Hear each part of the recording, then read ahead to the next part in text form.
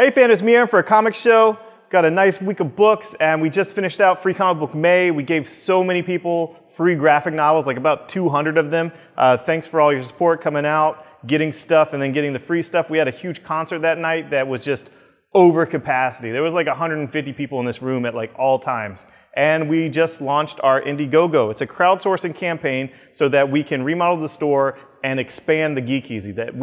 This place, there's so much demand that I cannot keep up with. And if people are demanding it, why not let them have what they want and crowdsource it? So there's a whole video just on that. So if you are someone that watches these videos and enjoys them, maybe you could get a t-shirt or get your name on the wall, things like that. But without further ado, Original Sin 3, oh my God.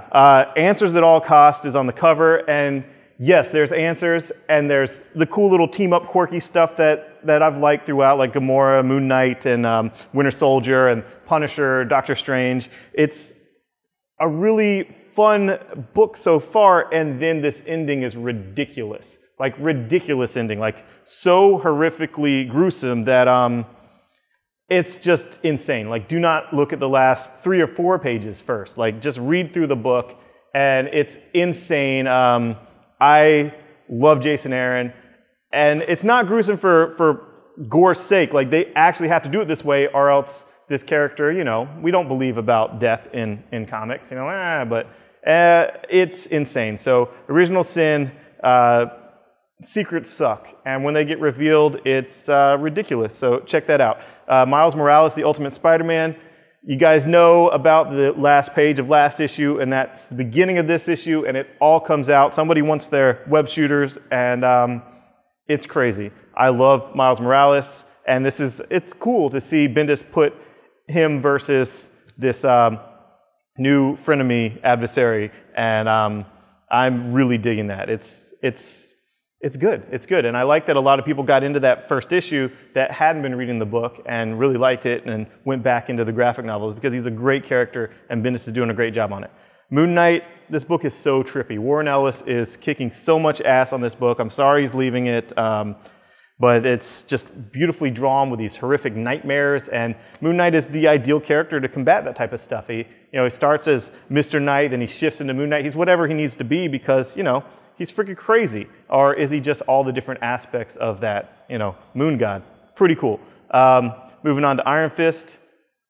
Pretty gory, pretty horrific. You can probably tell from that cover where it redacts part of it, what's going to happen soon. And just really like this writer-artist guy. He's really doing well on it. And it's just, I can't spoil it. I just can't spoil what happens in it, but it's pretty freaking cool. Magneto. I've liked this book from the beginning. I like Cullen Bunn. I like the anti-hero, the guy that has this purpose and this cause, much like Walter White. And now he is leveling up on how he can combat the enemies of mutants, and he's going after this team of anti-mutants that we may not have seen in a while, and that's going to be awesome. And finally, Cyclops. Marvel has reversed their decades-long history of never having a good father-son relationship. It's here. Greg Rucka is giving us a real and healthy, it seems so far, father-son relationship with Cyclops and his dad, and he's training him how to be a pirate and how to live, how to be a man, and I'm enjoying it. So a lot of fun. Futures In, number 5. You see Firestorm on the cover. That's some pretty crazy stuff in here, and Mr. Terrific's cool. All these characters, it's like, this 5 years later, it's giving them a chance to take these characters that at the beginning of the New 52 launch, their books got canceled. Maybe they made some mistakes here or there. Maybe they just didn't have the right product market fit on some of these characters. And now they're like, well, what makes them cool? How can we amp them up? How can we make them cooler? Mr. Terrific is just awesome in here. And Grifter, all that. Constantine finally shows up. You saw him in the 0 issue. And the ending, there's a surprise character coming that has not been in any of the publicity shots. And I'm super excited about that because it's one of my favorite characters. Moving on, Batman Eternal.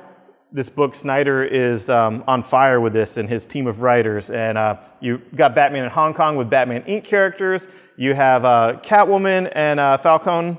And And again, a super surprise character reveal of who someone is on the last page, and it's crazy, really crazy. Like when you see it, I'm not exaggerating how crazy it is. It's that awesome. Scott Snyder is the man. Batman and Robin, the collection's coming out of Requiem, almost in time for the Rise of Robin, or Damian coming back. So check that out. There's one thing Tomasi really does well is grief. He did that so well in this book. So check that out. Batman 66 meets the Green Hornet.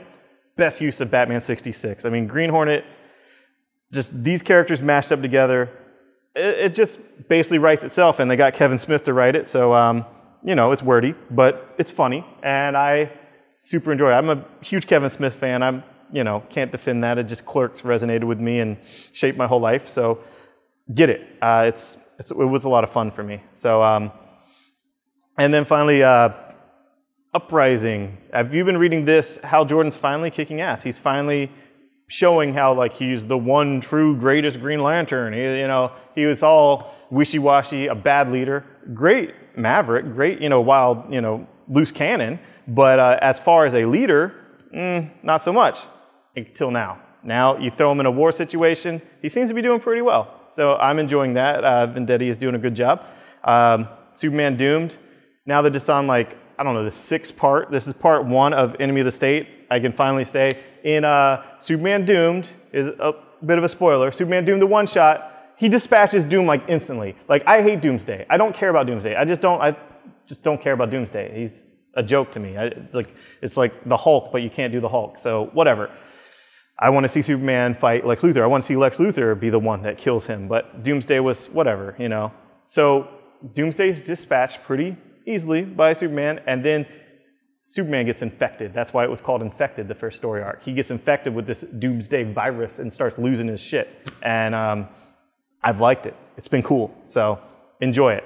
The last DC thing I'm going to talk about today is Tiny Titans Return to the Treehouse. It's the return. It's a miniseries back with Baltazar and Franco, and I just love this book. It's a lot of fun, and sad that it got canceled. It was doing so well, and the graphic novels keep selling. The guys have a great comic book store, and the book is fun. It's not just for kids. Sure, kids can enjoy it, but it has so much stuff with, like, this book is more authentic for Titans fans than the New 52 Titan book is. I mean, obviously, just look at the cover and you can tell Beast Boys is the right color. But anyway, moving on. Boom. Big Trouble in Little China. This is pretty badass that they're able to do this. It's John Carpenter co-writing it with Eric Powell from The Goon. So perfect pick here. And they're doing further adventures. It's not like a prequel. It's further adventures. The first time that's been done. And I really enjoyed it. It was a lot of fun. So if you like that movie, get it. Seriously. Why not? You won't be disappointed. Moving on to Rye. Matt Kent, who I love. This book took Valiant forever. They teased it out in the first free comic book day that it was coming. It's finally here.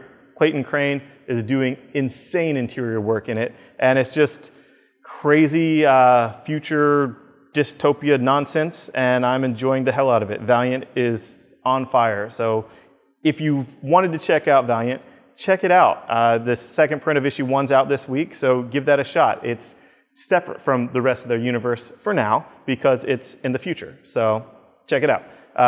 Nailbiter. This is the book that I forgot to mention when the first issue came out because I literally read the first 2 issues in PDF form like months ago. Seriously, months ago. Because I love Joshua Williamson. I've liked him since his first works. I've met him at cons. He's a sweetheart. And this book is just crazy good. I ordered it heavy and it sold out here even without promoting in my video. It's about this town where all these different serial killers have come from. One actually kills people that bites their nails. It's kind of cool. And stuff happens with the investigator and the killer and a new investigator and things going on. And in the second issue, which is out this week, along with the second print of 1, a lot of crazy stuff happens. A lot of reveals already in the second issue. And if you like True Detective, seriously, check it out. Seriously. It is a great book. And that's all I'm going to talk about today. Thanks, guys. Bye-bye.